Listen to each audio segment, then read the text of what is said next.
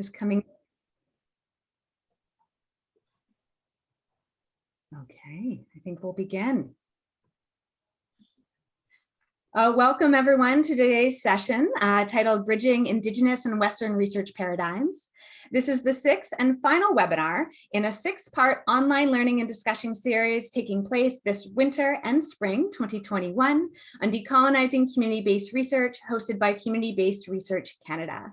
My name is Sarah Switzer and I am very newly the CBRCanada coordinator and the moderator for today's session. And if you have any technical questions for today, you can send a message to either Julia Coburn or Jana Martin, who are staff with CBRCanada, who will be supporting with tech today. First, I would like to respectfully acknowledge that the CBRCanada Secretariat is situated on the traditional territories of the Neutral, Aqqiumavvik, and Haudenosaunee peoples. In the spirit of reconciliation, CBRCanada is committed to engaging with and learning from diverse Indigenous peoples and communities across Canada, as well as addressing the Truth and Reconciliation Commission's call to action. As part of each webinar, CBRCanada has been highlighting a new call to action as part of the Truth and Reconciliation Commission. We'd like to begin by highlighting call to action 57 under the banner of professional development and training for public servants, and call to action 62 to 65, which calls for education for reconciliation. On the heels of the very recent and very haunting uncovering of the graves at the Kamloops Residential School, we know that these calls for continued education and reconciliation are more important than ever.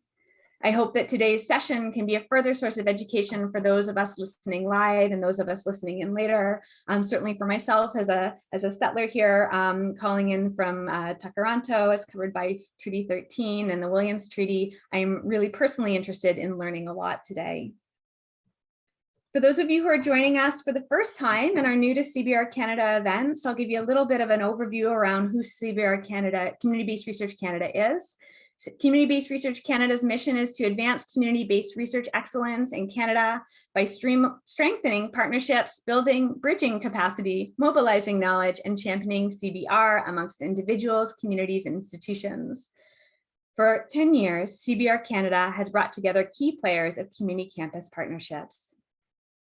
And just to let the audience know, a recorded version of this webinar will be available and shared on the CBRCanada website under Get Involved, Webinars and Discussions. And you'll find the link here, and I'll ask either Julie or Janet to pop it in the chat for us so folks can take a look later.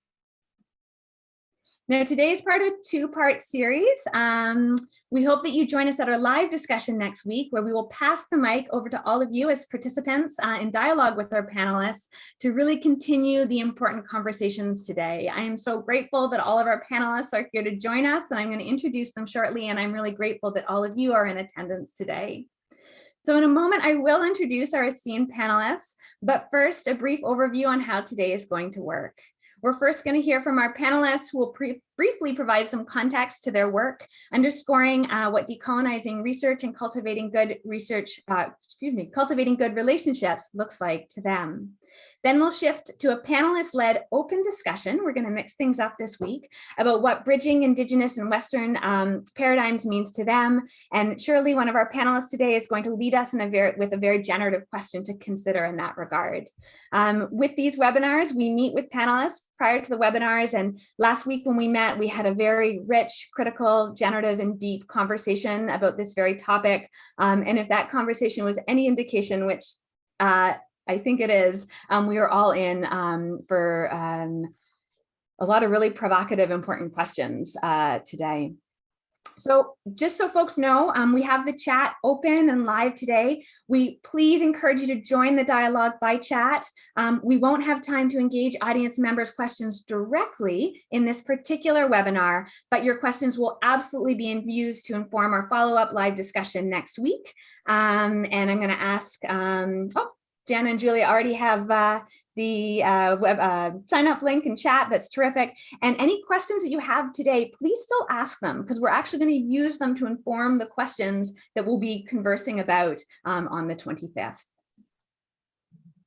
So without further ado, I am so pleased to introduce today's panelists, Danielle, Alphonse, Erica Sams Hurley, David Long, and Shirley Tegelick.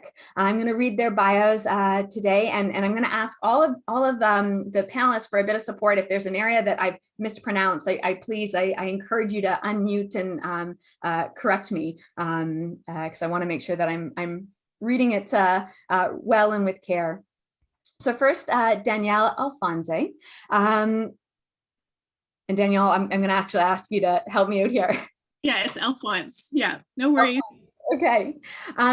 So Danielle, can you also share with our audience your traditional name as part of your bio? I want to make sure that I also read it well. Yeah. Hi, everyone. I'm Danielle Alphonse, and my native name is Castanawat, and I share that name with my late grandmother, Philomena Alphonse. And she's Cowichan on my mother's side, and I'm Kahnawake Welsh and Irish and Scottish on my father's side. Thank you so much, Danielle. So to tell you a little bit more about Danielle, Danielle is the oldest of 3 sisters and the oldest grandchild in her family. As she mentioned, she's Cowichan on her mother's side and Kahnawake Welsh, Irish, Scottish on her father's side. And Danielle is currently in her 7th year as the BC Regional Innovation Chair for Aboriginal Early Childhood Development at Vancouver Island University and teaches in the Early Childhood Education and Care program there. And we're so pleased to have Danielle joining us today. Erica Sams Hurley. Erica is a Mi'kmaq woman from Mount Moriah who is connected to the community of Flat Bay, Newfoundland. Erica is a registered nurse and nurse educator teaching at the Western Regional School of Nursing at Memorial University of Newfoundland on the Grenfell campus. She's also a PhD candidate for the University of Alberta's PhD of Nursing program, a mother of 2 children, and actively involved within her community. And Erica, we're also so pleased that you can join us today. Our third panelist, David Long, was born in Quebec, raised in Ontario, and moved to Edmonton in 1989 to accept a faculty position at Sociology at King's University. While David's primary areas of interest include fathering, men's health, and Indigenous settler relations, the focus in all of his work is to seek justice by cultivating research relations that are based on listening carefully and respectfully to one another and to acting collaboratively on our shared understanding. The recently published 5th edition of Visions of the Heart that he co-edited with Gina Starblanket engages in Indigenous and settler relations in Canada from an Indigenous resurgence perspective. And last, we have Shirley Tegelick, who researches areas of education, child and language development, youth engagement, and suicide prevention, determinants of health, healing, cultural revitalization, climate change, and food security from Arviat, Nunavut. Working with Inuit elders for over 25 years, Shirley documents Inuit cultural knowledge. She's a director to the Aqqiumavvik Society and the Nunavut Network Environment in Indigenous Health Research. Also a research associate of the, and Shirley, I might need your support here with pronouncing this because I want to make sure that I pronounce it with care. Is it the Aqqiumavvik Health Research Center? Aqqiumavvik. Aqqiumavvik Research Center, Health Research Center. Thank you so much, Shirley. Advisor to the UNICEF Child and Youth Wellbeing Group at the National Collaborating Center for Indigenous Health. She has recently been awarded a Governor General's Innovation Award for her work on Arctic corridors and Northern Voices research. And we're so pleased to have Shirley as well as David join us. So kind of a round warm of welcome for Danielle, Erica, Shirley, and David, who will be speaking today. As you've just learned, we have quite the lineup today. And with that, I will pass it off to our first speaker, and I'll stop sharing my screen so folks can have the floor. And I'll turn my video off here so that we can focus more centrally on our speakers. So Danielle, I pass it off to you. Good morning, everyone. Today we were thinking about how do we develop good relationships and thinking about the word bridging, and also how do we think about decolonization and what does that look like in the context of our work and our research. So the pieces that I consider and think about all the time is my positionality as an Indigenous researcher within academia, and then also aligning it from the past, present, and future of our histories. So histories in the past and how it reflects in the present, and then considering and thinking about how to keep transforming the future and thinking about reclaiming, resurgence, and just the health and the well-being of Indigenous communities, and really thinking about the word inclusion. So, and the other pieces that come to mind for me is the pieces of how to align in academia for myself is how do I support Indigenous ways of knowing in a very true, authentic way. And one of the pieces that really has worked for me for the last 7 years is the relationship that I have with elders. So the elders that work alongside me through advisory, through the research that I do, and also through every research project, I have an elder that helps to guide the process in developing questions, in thinking about the communities. And then also sometimes it switches the research completely because there's a different idea. And that idea of stories that come to place of thinking about each community, family, and child. And what I'm noticing is that it's following the lead of communities. It's also following the lead of elders. And when you're listening, like when at the very beginning, they were speaking about how David listens, there's the deep listening that needs to happen. And that deep listening of being able to transform yourself into different ways and being flexible to sort of think about, okay, how is this approach really supporting the community through each of the steps from the very beginning to the very end, and then thinking later on, 5 years, 10 years down the road, how will this look? How will this resonate with the community? And if it doesn't reflect the community's voices or their needs or their commitment and their responsibility within the project, then the research will just sit in some institute or some other place. It won't sit within community. And I think that's the piece of thinking about decolonization and thinking about it not from that uncomfortable place where you're sitting in all of that history, but sitting it from that transformative place to think about how can this continue to heal, to root yourself back to the policies of the Truth and Reconciliation and the UN rights of Indigenous peoples. I think that's really also very key in thinking about decolonization, is how do you root it to the policies that we have here in Canada. And for myself, it's the 12th call to action that I situate myself in research, because that's specific to early childhood and research and aligning it again to Indigenous communities and their needs. I'm not sure how much time I have. I don't see the and I'm going to keep talking because I feel like this is more than 4 minutes, but you have about 1 more minute left, Danielle. 1 more minute. Okay, perfect. Okay, great. And I'll go back to the elders. One of the things that I really advocate is that elders get co-authorship. Their names go before the researcher, the academic, the scholar. Their names, if they're doing a lot of the work and they're sharing a lot of their wisdom and teachings, I just really find it disheartening when I just see them in acknowledgements. They need to be up front, acknowledged in their leadership and in their participation within the project and their commitment to their communities. So that's one thing that I really advocate, and for students as well, students that are a part of the projects, to give them the same leverage so that they can position themselves further in their career. And that's just shifting the mindset. So a lot of the pieces that you have to do is shifting your mindset and thinking about, how do I position myself within this work, and what does that really mean? How does this implicate throughout 5 to 10 years, and continuously thinking about how do you come back to it? If you come back to your research in 5 years' time, how would that sit with each of the communities that you work with, and how do they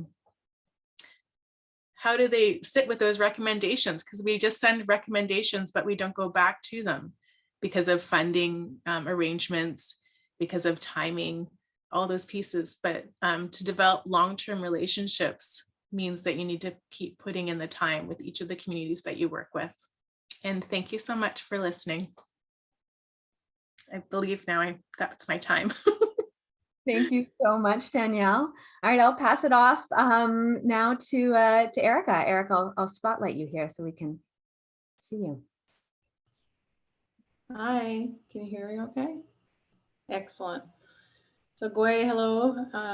Eric Shirley, thank you for the introduction. I'm really thankful to be here in the discussion and around the circle with everyone today. Just to kind of highlight and talk a little bit about my work and my background. I still consider myself a really beginner researcher. And that my knowledge was really situated within in the community. I began as a community member who had a voice and was just watching for research within the community and essentially trying to protect and watch out for elders and elderly people in the community who were being approached for different research purposes and those types of things are occurring in the community. And my role as a nurse educator and a registered nurse was in the community as well. Kind of situated myself into academia eventually, whereby I did enter into the PhD program that I'm currently in. And my work really, I entered academia like everyone else, kind of taking up that role that was expected. I went in with a very physical health focus on cardiac health and women. And once I was situated within the program, it just didn't sit right for me. And luckily I had lots of conversations with my supervisor, who was very open and a real ally and was open to me changing my topic and totally shifting focus to something that really felt better for me. And essentially my whole goal is and was to center community in whatever I do. So really shifting the focus then to Indigenous women and their stories about heart, and really getting at the meat of like the context of interventions within the healthcare system. And we have to understand Indigenous people first before we can move forward. So my research really focused on shifting to what felt right to me as a community member. So there was a lot of times where people would ask very specific questions about what is your methods? I don't know. You know, what is your methodology? Well, it's Indigenous research methodology, but it also has to be centered in my Mi'kmaq worldview and ways of knowing of the community. So I have to put that in there. And it was very community centered. So it fit under a community-based research approach.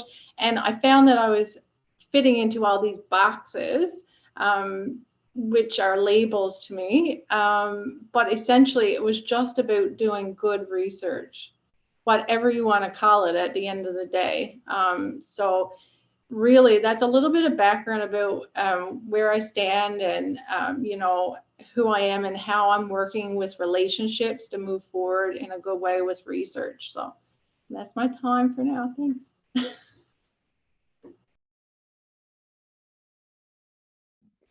I'm muted. Thank you so much, Erica. So I'm going to now pass it off to David. Thanks very much, Sarah. And thanks, Erica and Danielle. I'm always struck when I hear the Indigenous friends and colleagues that I work with, that there's a very clear and deep identification with one's people. And it's very grounded, and it's community. It's fundamentally relational, personal, spiritual, physical, emotional. And that is not the Western way of doing research. I mentioned in my bio that I was born in Quebec, in Montreal, and then my family moved to Toronto, where we lived for, about 16 years. Then I went off to university in Waterloo, and I came out to Edmonton in 1989 to take up my position at King's. And it really wasn't until probably I was around 40 years old, which was a bit more than 20 years ago. I turned 63 this summer. That I was really struck by the question, because it was a midlife thing for me. I was working down with the Stoney First Nation in Morley, Alberta. They'd invited me to be an observer, sociological observer.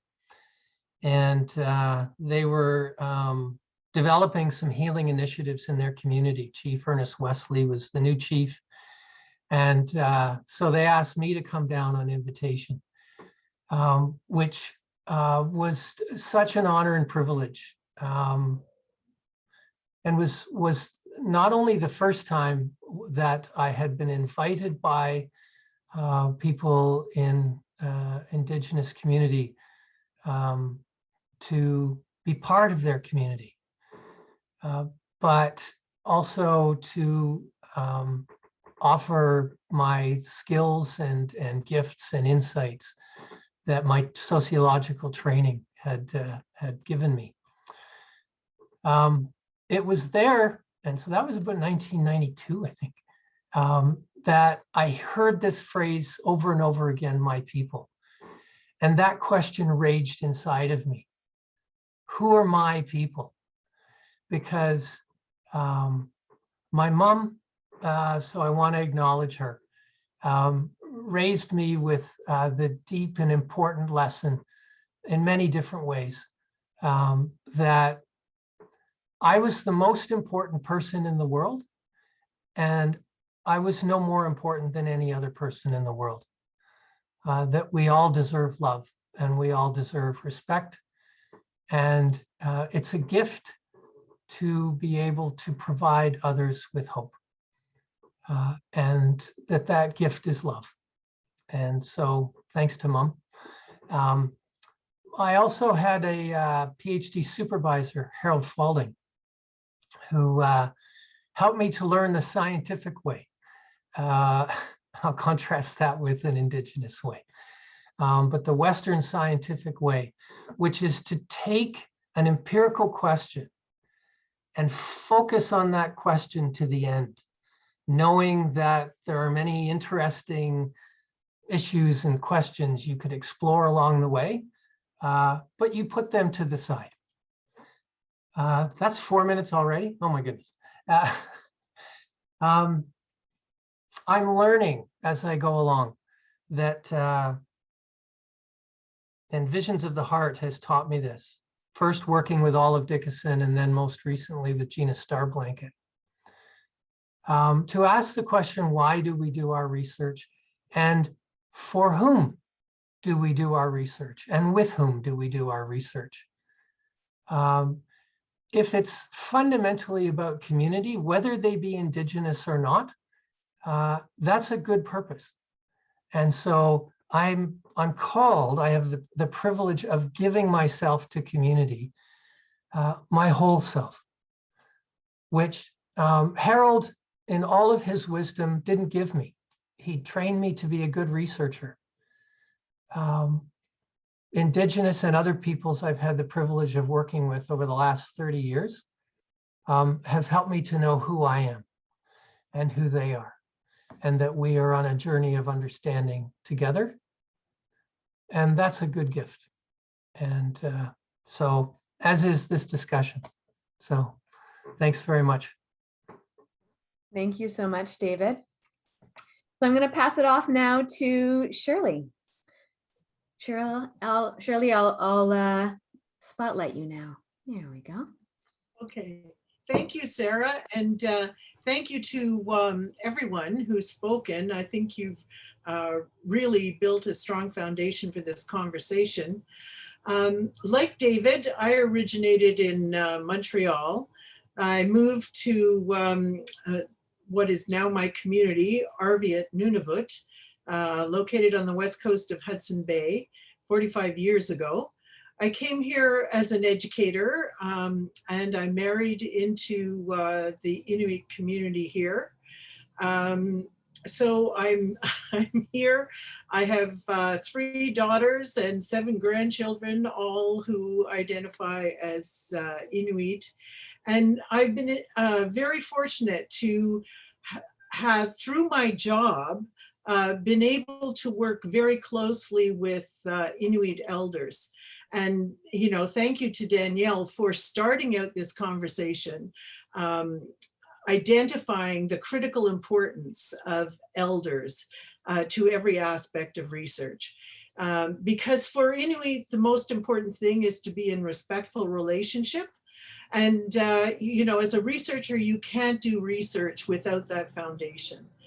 And being in respectful relationship, again, is how we engage community.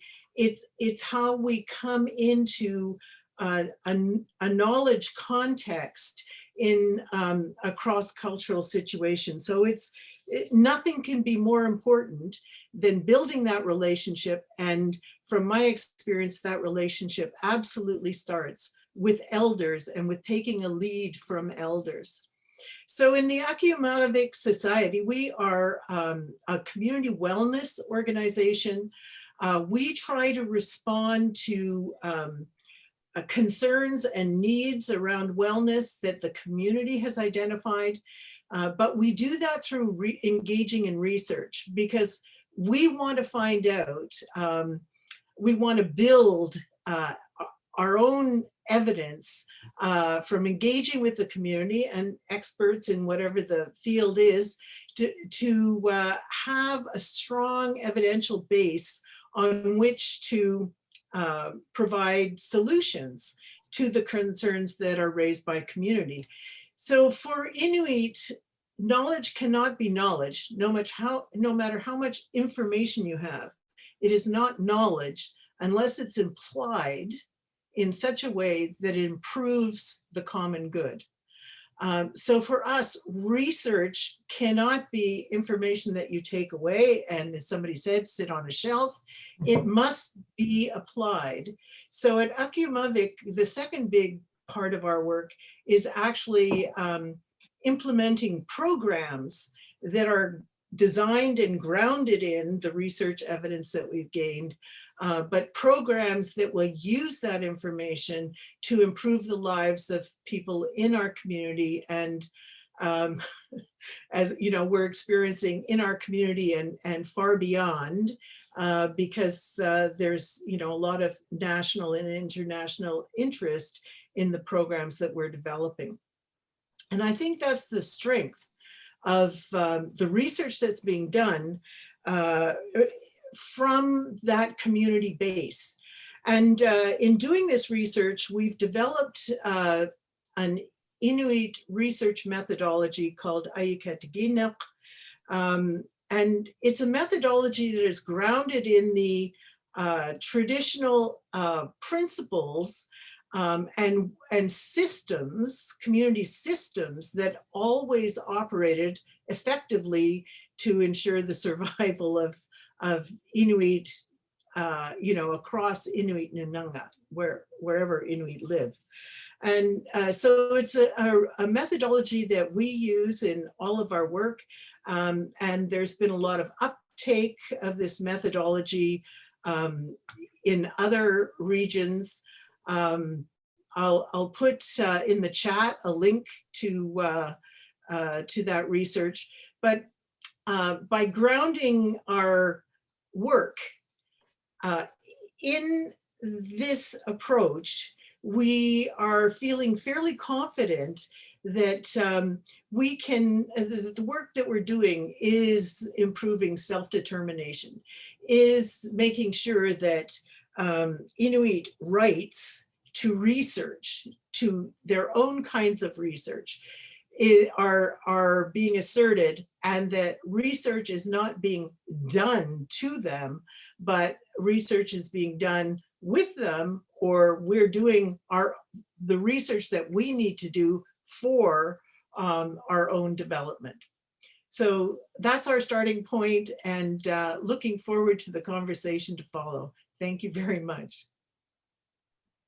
Thank you so much, Shirley. And a big thank you to all of you, Danielle, Erica, Shirley, and David. I think these short, they are very short, but brief presentations, I think really set us up really well as a foundational piece for the conversation to come. So I'm gonna make you all, I'm gonna spotlight all of you and bring you to the screen here in just a moment. Here we go. All right, so if technology has worked the way that we want it to work, you should all be featured on the screen. And I'm going to pass it off to Shirley, who's going to present a question to all of our panelists to really chat and reflect on amongst yourselves. And again, I encourage folks in the audience, if you have things to kind of share, add, please weigh in by chat. We'll be saving the chat and using it as a real kind of guiding document for our live discussion on the 25th. So Shirley, I'll pass it back to you. Great, thank you. So we want to really dig into the idea of how in our work we can begin to decolonize. And so, you know, the question we want to consider is, what does decolonizing research look like in our work and in our communities? And how can we successfully interface between Indigenous and Western systems, or systems of research, or research paradigms? So I'll open up the conversation from there, and I guess, Danielle, do you want to start for us? Sure. Thank you, Shirley. And I just really want to thank the group for your sharing your insights. And it's really nice to be part of this discussion with you, and really appreciate this time. And I just also want to acknowledge the participants. We can't see you, but I'm just sending good energy out to this time that we have with you, and in sharing and thinking about what is inclusive practice, to thinking about the bridging or the intersections that happen within Western and Indigenous research. And I think it's having to really ask yourself, what are those tensions and what are the differences, and how do those differences support or not support community, and really having to keep asking those questions from that researcher position, and all of the ethics approach to, you know, thinking about the ethics application, to thinking about funding, to thinking about the planning of the research, all the steps that are necessary and that are needed, that they have to be equal. There has to be equity, and there has to be a reciprocal, responsive, culturally sensitive approach to developing that bridge. And that bridge needs to be fluid, going back and forth, an ebb and flow of shared understanding, mutual consent, and this idea of I can't think of the word at this moment, but I'm just thinking there's the positionality that needs to happen within all of the people that are in the research have to be on the same plane, because there's this hierarchy that happens in that Western idea of research. There's a hierarchy within academia or in systems. And so having to take that apart a bit to really actually visibly see what the community is really needing. And I really love the idea of when Shirley's saying we have a research methodology. And I feel like that's starting to happen within communities where nations are starting to own their research with OCAP, with being very clear about their ethics process. It's not top down. So there's more of responsibility and accountability that nations are asking institutes and researchers to be able to speak to how they're going to be using the knowledge, and also gathering the knowledge, not taking, gathering and sharing. And then that, again, thinking about reciprocity, and how does that reciprocity build that bridge of relationship and commitment to the communities that are needing support.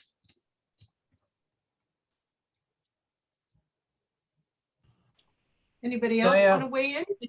Yeah, can Go ahead, David. I build on that? I mean, it struck me, and thanks, Danielle, really at the heart of colonization is power, power and control.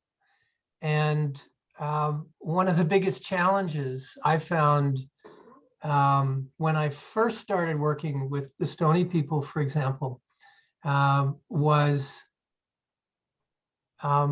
I had been trained in my graduate training, actually all through university, and really just gosh, and I don't mean this, simply in a derogatory way, but from a Western perspective, to take control of my life, and particularly within research, and so in graduate school, to be able to define one's research question and then to follow that through, because that's what Harold, my supervisor, Harold Falding, taught me. That was the mark of a good sociologist, was to be able to do that and to not be swayed by whatever circumstances happened in your research, but to follow it through. Well, that absolutely flies in the face of what community is about. And so in some ways, the ongoing learning for me is not to deny my gifts and not to deny the insights and skills that I bring to any given research project, but in many respects to get out of the way of understanding, right? To not have to control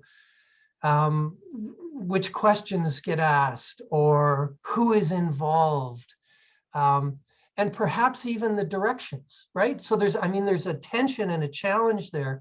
I appreciate you raising the question or the concept of tensions, Danielle. And when I say getting out of the way, what I mean is my ego needs to step down. When I talk in my research about listening respectfully, that's the fundamental lesson that I try to teach students in all of my classes. The most important skill you can develop in university is to listen respectfully, and then to act on what you hear collaboratively with others, which is often very difficult when I hear something and I've been trained to question, right? I've been trained immediately to then ask, but what about, or what if? And so it's very hard to get out of the way, to allow that process. And particularly, as Shirley and Danielle said, to honor the elders, to honor the wisdom of a community, the spirit of a people, is something. I'm very fortunate at King's. We are a Christian university, and so we take worldview and holistic peoplehood very seriously. But that's a challenge in research, to open oneself up to be a whole part of people's lives and in community. Thanks. Thanks so much, everyone. I can bounce off of what Danielle has said and David and Shirley, and I think it's such a great conversation. Particularly the idea of positionality within research. And when I first started considering my research, that was a question that was hanging. It's like, what is my position in this? And it kept coming up about different Western thoughts on researchers. And I thought, I'm an Indigenous researcher who's just very focused on doing good research for my community. And then I was struck by, wanting to do things right. So one of the questions was like, if I'm part of this research as an Indigenous person who's also a community member, does that impede on the research? And then I thought, why am I asking that question? So essentially, I did end up writing a paper about positionality and insider, outsider, and these terms that were being thrown at me, and these ideas, which I mentioned before, is all these boxes and thoughts that are westernized, and I just couldn't fit into a box. And I just kind of wrote the paper about grounding myself and my understanding of my relationship to research. And essentially, basically, I just say that I can't separate who I am from the research, and that why am I trying to do that?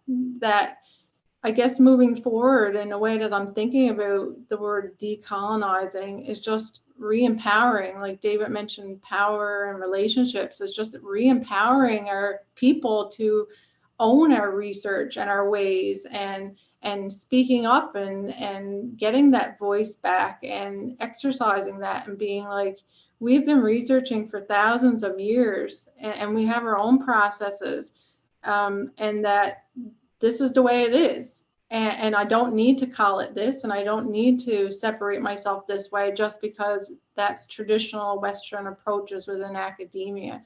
So I can share that link if anyone's interested. I don't know, but I can share it because it was just really something that I felt was a process I had to go through.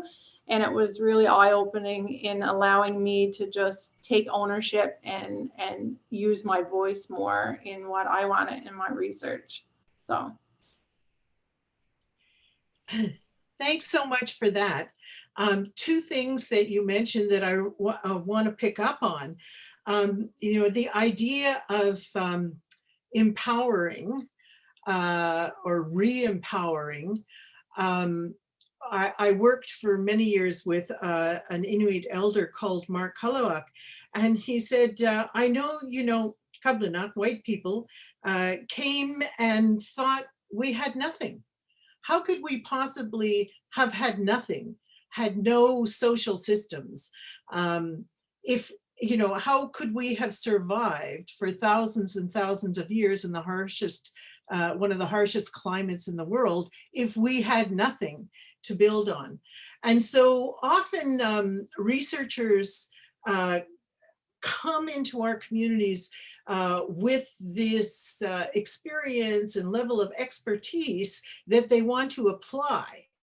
But fortunately, increasingly, it's being recognized and gratefully recognized by funders, especially the Canadian Institute for Health Research, that research should not happen, especially in Indigenous community, if it's not community-led.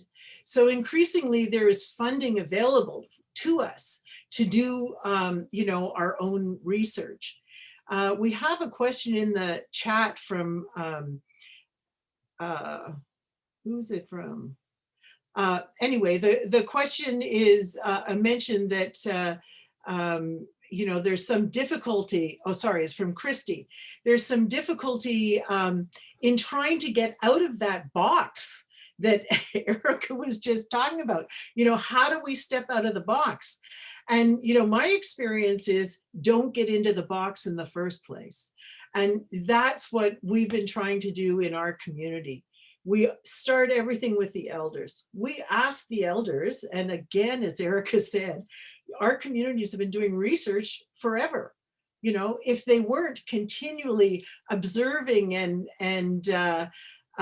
connected to every aspect of every little thing that was going on, they could not have survived. And so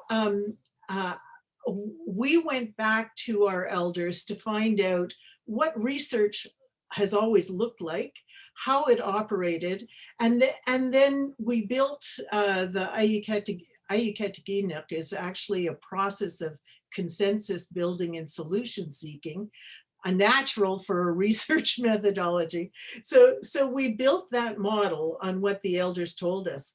But principal to that model was that elders said, we're recognized as experts. So a researcher will come in and immediately come to us and start asking us questions.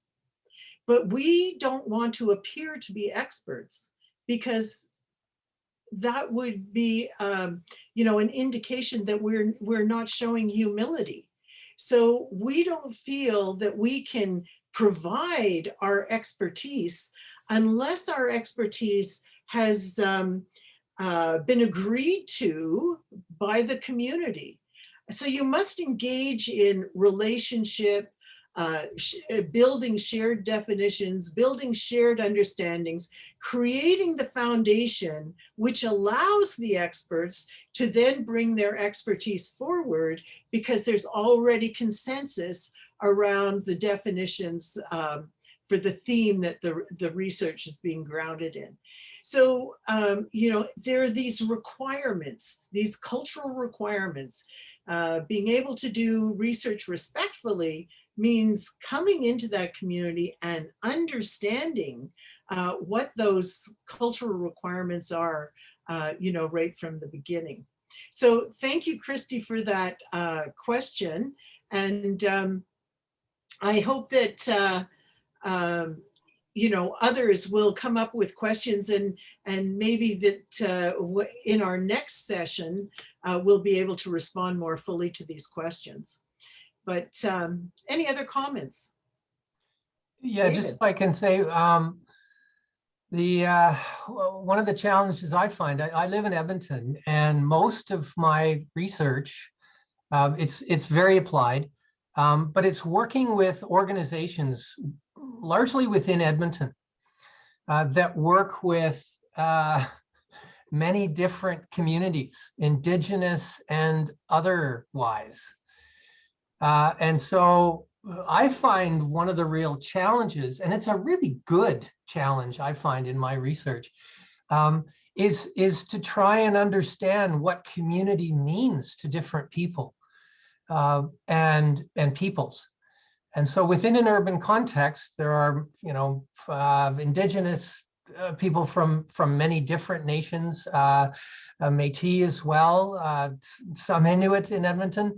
And so most important, I find in working with all of that diversity is to ask people and invite people to talk about, so who are you, and where are you from, and what does that mean for you in an urban context? But perhaps not all of our panel or all of our participants work strictly with Indigenous communities, because I don't. I work with many communities.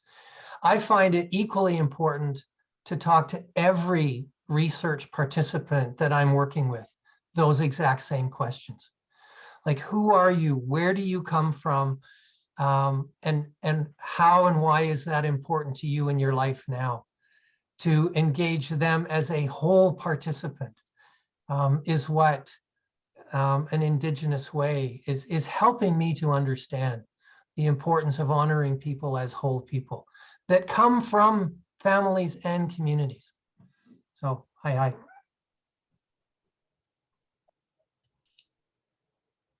Thank you. Yeah, I just want to comment on for Kirsty for the PhD. I'm working on my doctorate as well, and I'm finding the entanglements of thinking about how to think about inclusion, about how to think about your research and your learning and your knowledge, all those things about those boxes.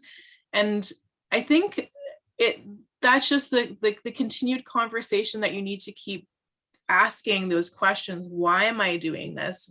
Why is this necessary? How is this for theory? And then how can I highlight and illuminate an Indigenous theory or an Indigenous world way of being? And when I believe there was another comment that's speaking about definitions from Antia. Thank you, Antia, for asking that question about what does Western mean? How does that relate? And how are we contextualizing that in thinking about that bridge?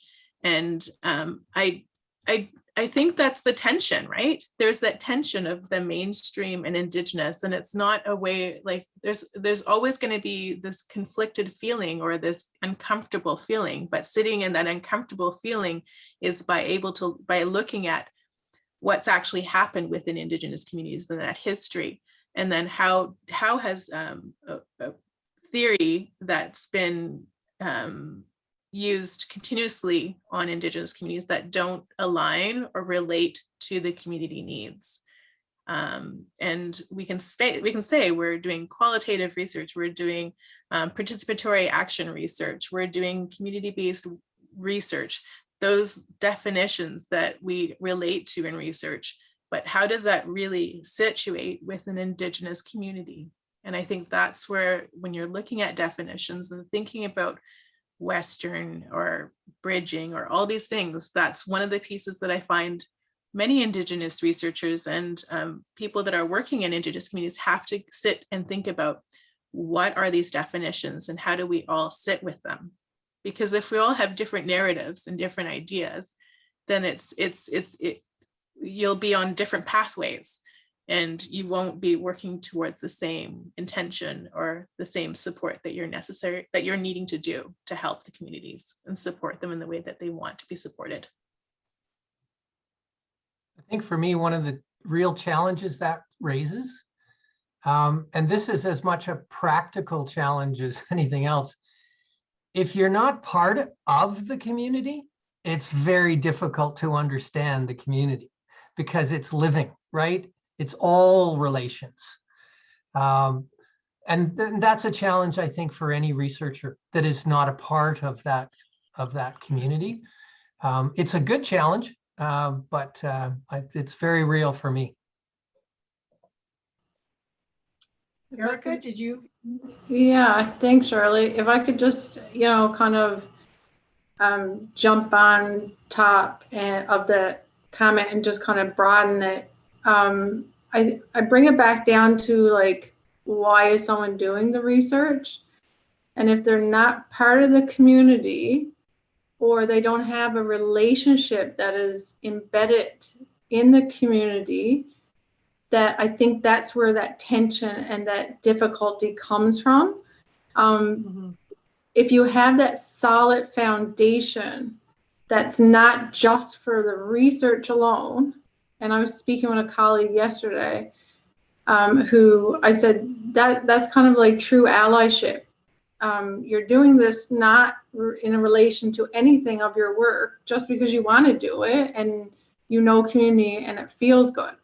I think that is where the difficulty lies, and that the struggle exists, and that sometimes research is not going to be done, and that we have to recognize that in academia and walk away from it, and to know that not everyone's going to do research with community, and I think it's just that building understanding of relationships and the relational accountability that extends beyond just, I'm here for this research, what can I help you with? It's beyond that. It's beyond me and you and Danielle and Shirley and David. It's beyond us. And I think that's at the center of the difficulty for some people. And much of the distrust that exists between research and Indigenous population comes from, those past experiences where that box, that perceived research box, has been forced on community without coming alongside and trying to build those initial relationships, understand the context that you're going to be working in, and deferring to the people on the ground.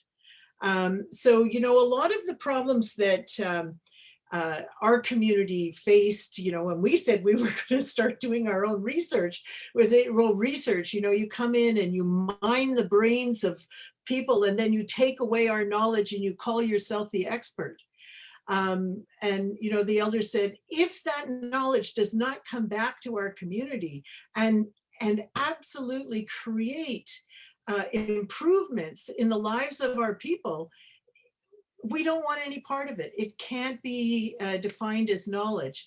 And so we don't want people coming in and working with us who are coming in with that idea that they're going to take away this information and they're going to write a paper that gets published somewhere that has no meaning for us and that doesn't actually improve our situation.